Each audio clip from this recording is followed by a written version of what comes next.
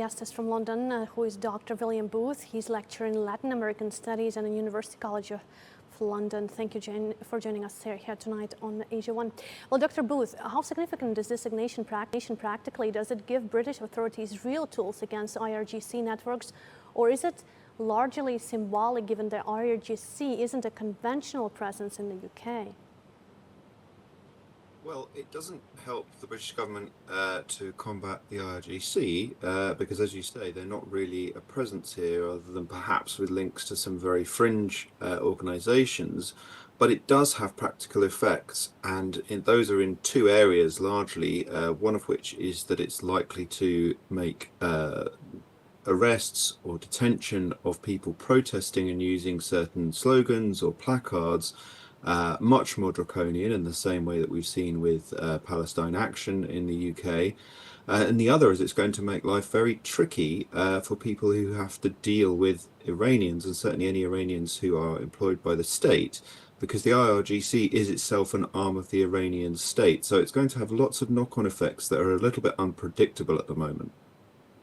And look, does this move risk further escalating tensions with Iran at a moment when the US-Iran conflict is already at a boiling point?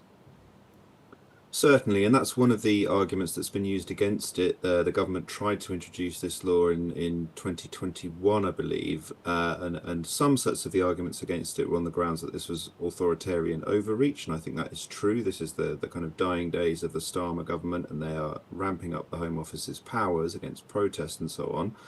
But also that this is an inflammatory gesture in the middle of conflict with Iran, where Britain has been trying to maintain a sort of tightrope position of not being actively involved, even though behind the scenes it is.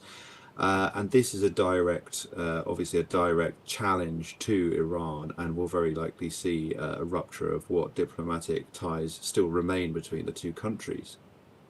And look, this new law's wording criminalizes supporting or assisting the IRGC. How do you see this balancing national security against concerns it could sweep in journalists or researchers against, not against, but engaging with Iran?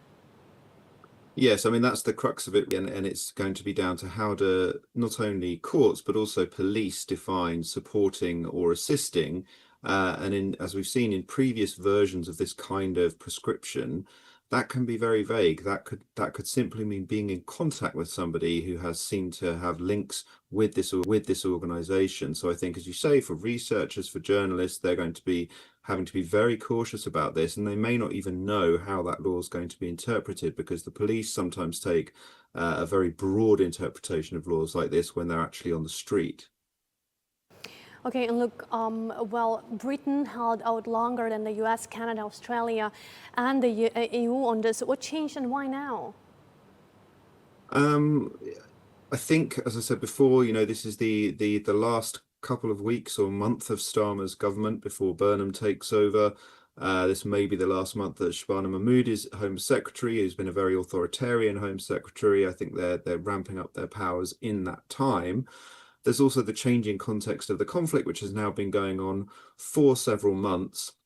And there is worry that there is not enthusiasm for this conflict in Britain among the general public. There is not overwhelming support by any means from the British public for, for instance, supporting the United States and Israel in their conflict with Iran. And this is likely to constrict the parameters of debate around that in the months to come. Well, Dr. Booth, thanks so much for joining us here in Asia One. We appreciate your time, and thank you for the insights you just delivered.